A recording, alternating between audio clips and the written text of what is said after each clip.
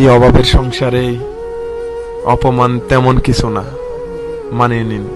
সময় খারাপ গেলে মানুষ আপনাকে কথা শোনাবে, মানুষ জ্ঞান দেবে, মেনে নিতে হয়।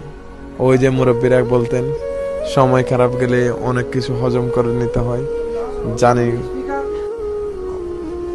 হয়, জানি কষ্ট হয়, ভিতরে যন্ত্রণা হয়। মানুষের অপমান হজম করে নেওয়া চারটিখানি কথা না, তবু এগুলো মেনে নিতে হয়, মানে নিতে হয়। কারণ বাস্তবতা অনেক কঠিন। পৃথিবী আপনাকে খুব সহজ ছেড়ে দিবে। আপনি পৃথিবীকে যতটা সহজ ভাবেন, পৃথিবী ততটা সহজ না।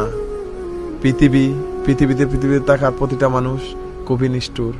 এটা হয়তো সময়ের সাথে সাথে আমরা একটা খারাপ পরিস্থিতির দাঁড়ালে তখনই বুঝতে পারি এই আসলে পৃথিবীটা কেন, মানুষ কত না পাষাণ।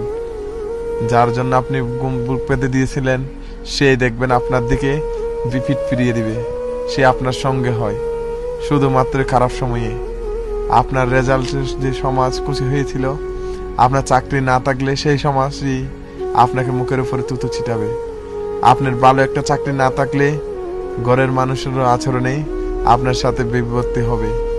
বাবা মার কাছে আপনি এরকম হয়ে যাবেন যখন দেখবেন আপনার বড় ভাই মোটা অঙ্কের জবের চাকরি করে।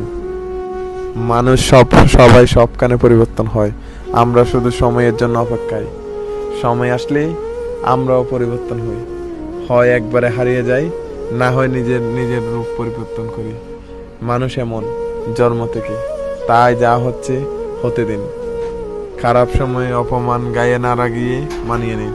এগুলোকে সরিয়ে মারুন, সামনে এগিয়ে যান, উপরে উঠেন, বুঝতে শিখেন মানুষ সবাই এক না।